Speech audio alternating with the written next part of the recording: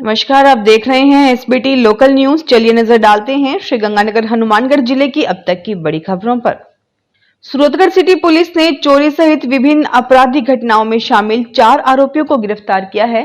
साथ ही एक बाल अपचारी को निरुद्ध किया गया है। पुलिस ने 18 से 19 अगस्त की रात को आइसक्रीम ठेले के मालिक गोविंद के बाड़े में हुई 1,60,000 रुपए की चोरी का खुलासा करते हुए सूरतगढ़ निवासी शिवा नायक और विनोद भार्गव को गिरफ्तार किया। सहायक उप निरीक्षक रणवीर ने बताया कि आरोपियों ने 70,000 रुपए चोरी करने की बात कबूल की है, जबकि परिवादी ने 1,60,000 रुपए चोरी होने का दावा किया है। आरोपियों ने अन्य चोरी की वारदातों के बारे में पूछताछ की है। इसके अलावा 2 जुलाई को दर्ज एक मामले में जगदेव सिंह को नाबालिग लड़की से छेड़छाड़ और दुष्कर्म के प्रयास के आरोप में गिरफ्तार किया गया है। ये घटना करीब 2 साल पुरानी है। वहीं दिसंबर 2023 में मोबाइल फोन पर बात करने के विवाद में गैर इरादतन हत्या का प्रयास और छेड़छाड़ के मामले में सक्षम डागला को गिरफ्तार किया गया है। इस मामले में पहले भी 2 से 3 आरोपी पकड़े जा चुके हैं। बीकानेर रेंज के महानिरीक्षक हेमंत शर्मा ने गुरुवार को पुलिस लाइन में श्रीगंगानगर और हनुमानगढ़ जिले के पुलिस अधिकारियों की एक संयुक्त बैठक ली। बैठक में Sriganganagar SP doctor Amrita Duhan, Hanumangarh SP Harishankar, ASP Rameshwar Lal सहित दोनों जिले के थानाधिकारी, शाखा प्रभारी उपस्थित रहे। डीजीपी बीकानेर रेंज के निर्देशानुसार दोनों जिलों के अपराध सहायकों व पुलिस अधिकारियों ने कानून व्यवस्था की समीक्षा की। संगठित अपराधियों, लूट, नकबजनी, मादक पदार्थ तस्करी, अवैध शराब व अवैध हथियारों पर सख्त कार्रवाई के निर्देश दिए गए। साथ ही एनडीपीएस एक्ट, आबकारी एक्ट और अन्य प्रावधानों के अंतर्गत अपराधियों पर कठोर कार्रवाई करने पर बल दिया गया। बैठक में हाल ही में आपराधिक गिरोहों द्वारा लोगों को धमकाने, वसूली करने व संगठित अपराधों को लेकर विस्तृत चर्चा की गई। इसके अलावा सड़क दुर्घटनाओं में कमी हेतु प्रभावी कार्रवाई, पीड़ितों की सुनवाई सुनिश्चित करने, कमजोर वर्ग, महिलाओं, बच्चों के खिलाफ होने वाले अपराधों में संवेदनशीलता बरतने और त्वरित न्याय दिलाने के निर्देश दिए गए। श्रीगंगानगर में पदमपुर मार्ग पर स्थित ट्रक यूनियन पुलिया के पास पंजाबी तड़का होटल के संचालक मनोज पर तेजाब फेंकने की घटना में पुलिस ने करीब 1.5 महीने की जांच के बाद मुख्य आरोपी को गिरफ्तार कर लिया है। आरोपी की पहचान अशोकनगर निवासी कमल वर्मा के रूप में हुई है, जो पेशे से जिम ट्रेनर है। पुलिस का कहना है कि अन्य संदिग्धों की भूमिका की भी जांच पड़ताल की जा रही है।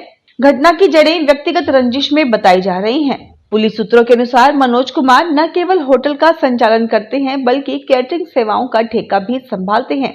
इसी दौरान उनके आरोपी कमल वर्मा की पत्नी से जान पहचान हुई, जो खुद भी ऐसे कार्यक्रमों में भाग करने जाती हैं। इस जान पहचान को लेकर कमल वर्मा ने मनोज से दुश्मनी मोल ले ली और रंजिश पाल ली।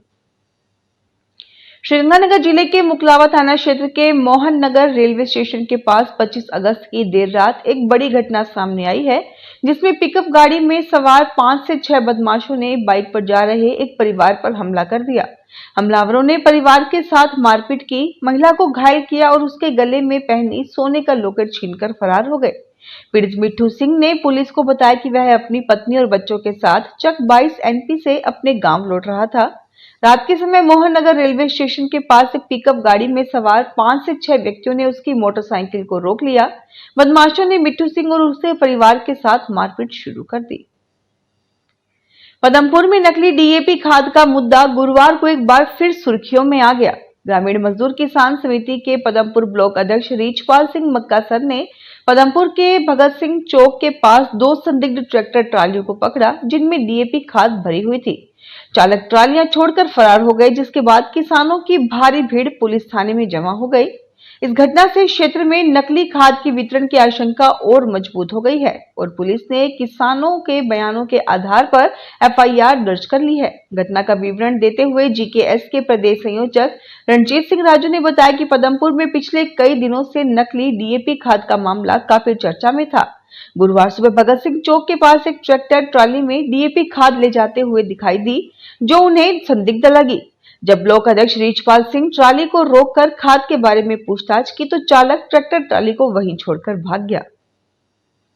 श्रीगंगानगर कलेक्ट्रेट सभागार में गुरुवार को हुई राजस्व अधिकारियों की बैठक की अध्यक्षता जिला कलेक्टर डॉक्टर मंजू ने की। उन्होंने निर्देश दिए कि डीसीएस व ई गिरदावरी ऐप के माध्यम से अधिक किसानों की फसलों की गिरदावरी सुनिश्चित की जाए और आगामी 2 दिनों में प्रगति रिपोर्ट प्रस्तुत की जाए। बैठक में राजकीय भूमि पर अतिक्रमण, अनुसूचित जाति जनजाति व्यक्तियों के अवैध हस्तांतरण, सीमा सड़क संगठन व रक्षा विभाग से जुड़े भूमि मामले, सार्वजनिक प्रयोजनार्थ आवंटन तथा भू संपरिवर्तन पोर्टल पर लंबित प्रकरणों की समीक्षा की गई। कलेक्टर ने विभागीय व सीएम प्रकरणों का गुणवत्तापूर्ण व प्राथमिकता से निस्तारण करने पर जोर दिया। श्रीगंगानगर जिला परिषद के प्रमुख पद के उपचुनाव को लेकर राजनीतिक सरगर्मियां तेज हो गई हैं। कांग्रेस के जोन नंबर 2 से निर्वाचित सदस्य दुलाराम इंदलिया ने गुरुवार को जयपुर में राज्य निर्वाचन विभाग के अधिकारियों को एक पत्र सौंपकर मांग की है कि 10 जून को जोधपुर हाई कोर्ट के स्थगन आदेश के कारण रोकी गई चुनाव प्रक्रिया को उसी बिंदु से आगे बढ़ाया जाए। हाईकोर्ट ने बुधवार को इस स्थगन आदेश को खारिज कर दिया है, जिसके बाद कांग्रेस ने चुनाव कराने की जोरदार मांग उठाई है। इस मामले की पृष्ठभूमि में जोन नंबर 22 से भाजपा की निर्वाचित सदस्य ममता का इस्तीफा एक प्रमुख मुद्दा है। ममता ने बहुत ही गोपनीय और रहस्यमय तरीके से अपना इस्तीफा दिया था, जिसे राज्य सरकार ने कथित तौर पर छुपाने की कोशिश की। खरीफ 2025 की ऑनलाइन गिरदावरी को लेकर हनुमानगढ़ जिले में प्रशासनिक स्तर पर जागरूकता अभियान चलाया जा रहा है। इसी क्रम में पीलीबंगा एसडीएम उमा मित्तल, भादरा एसडीएम कल्पित शोरान, टिब्बी एसडीएम सत्यनारायण सुथार और संग्रह एसडीएम जय कौशिक सहित तहसीलदार व नायब तहसीलदारों ने खेतों में जाकर किसानों को मोबाइल ऐप से गिरदावरी करने का अभ्यास कराया। अधिकारियों ने किसानों को बताया कि किसान गिरदावरी ऐप से स्वयं अपनी फसल का विवरण दर्ज कर सकते हैं। इससे फसलों का सटीक रिकॉर्ड बनेगा, पारदर्शिता बढ़ेगी और सरकार व बीमा कंपनियों को सही आंकड़े मिलेंगे। श्रीगंगानगर में शिक्षा विभाग की जिला निष्पादन समिति की बैठक कलेक्ट्रेट सभागार में जिला कलेक्टर डॉक्टर मंजू की अध्यक्षता में हुई। बैठक में जिला कलेक्टर ने निर्देश दिए कि नशा मुक्त श्रीगंगानगर अभियान के तहत निजी विद्यालयों में भी विद्यार्थियों को बैच वितरित कर नशा मुक्ति के लिए जागरूक और प्रेरित किया जाए। उन्होंने कहा कि शिक्षण संस्थान और जन जागरूकता कार्यक्रमों में नशे के दुष्प्रभाव बताकर विद्यार्थियों व आमजन को नशा छोड़ने के लिए प्रेरित किया जाए। इसके लिए वीडियो फिल्म, लघु नाटक, रैली, भाषण और चित्रकला जैसी गतिविधियों का आयोजन किया जाए। बैठक में हरियालो राजस्थान अभियान के तहत पौधारोपण की प्रगति, जर्जर भवनों की स्थिति, नामांकन वृद्धि, आधार सीडिंग, निर्माण कार्य, मिड डे मील और बाल गोपाल दुग्ध योजना की भी समीक्षा हुई। हनुमानगढ़ जिले में शुद्ध आहार मिलावट पर वार अभियान के तहत खाद्य सुरक्षा दल ने गुरुवार को संग्रह में खाद्य सामग्री के 4 सैंपल संग्रहित किए। इस दौरान व्यापारियों को स्वच्छ और शुद्ध खाद्य सामग्री बनाने व बेचने के लिए निर्देश दिए गए। सीएमएचओ डॉक्टर नवनीत शर्मा ने बताया कि अभियान के दौरान मैसर्स बीकानेर मिष्ठान भंडार से लड्डू और दही, जबकि मैसर्स मनोहर मिठाई वाला से लड्डू और बर्फी के सैंपल लिए गए। सभी नमूने जांच के लिए बीकानेर स्थित जन स्वास्थ्य प्रयोगशाला भेजे गए हैं।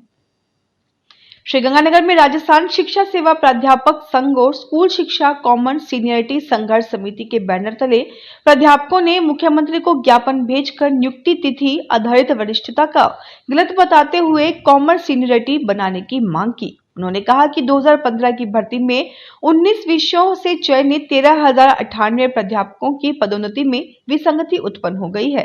रेसला के जिलाध्यक्ष जगदीश लोहिया और प्रतिनिधि मंडल ने बताया कि शिक्षा सेवा नियम 2021 की गलत व्याख्या के कारण विषयवार अलग अलग वरिष्ठता बनाई गई, जिससे कुछ विषयों के सभी प्राध्यापक उप प्राचार्य पद पर पदोन्नत हो जाएंगे, जबकि अन्य विषयों के लगभग 8,000 प्राध्यापकों को 6 से 7 वर्षों तक अवसर नहीं मिलेगा। हनुमानगढ़ चिकित्सा एवं स्वास्थ्य विभाग ने गुरुवार को संग्रिया में औचक निरीक्षण कर 3 संस्थानों की जांच की। Shri Rudras psychiatric clinic, GS laboratory और एक हड्डियों के अस्पताल में गंभीर अव्यवस्थाएं पाई गई। सीएमएच डॉक्टर नवनीत शर्मा ने बताया कि साइकेट्रिक क्लिनिक और पैरामेडिकल स्टाफ नहीं था और मरीजों की दवाओं में अनियमितता मिली।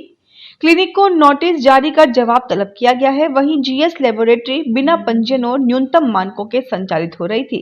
बायोमेडिकल वेस्ट प्रबंधन भी नहीं था, जिसके चलते लैब को मौके पर ही सील कर दिया गया। इसी तरह अनाधिकृत हड्डियों के अस्पताल को भी बंद कर ताला लगवाया गया।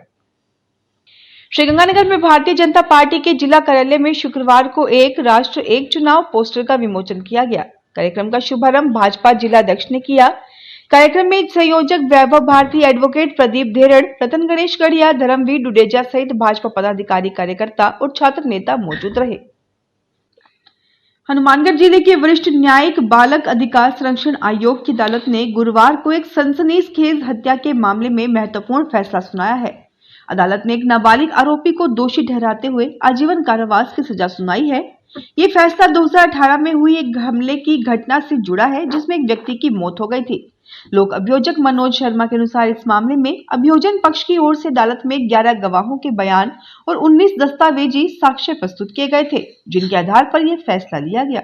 घटना 13 मार्च 2018 की है, जब हनुमानगढ़ टाउन इलाके में एक ऑटो चालक कुलवंत सिंह अपने घर पर पहुंचा ही था कि 4 मोटरसाइकिलों पर सवार आधा दर्जन से अधिक हमलावरों ने उस पर जानलेवा हमला बोल दिया।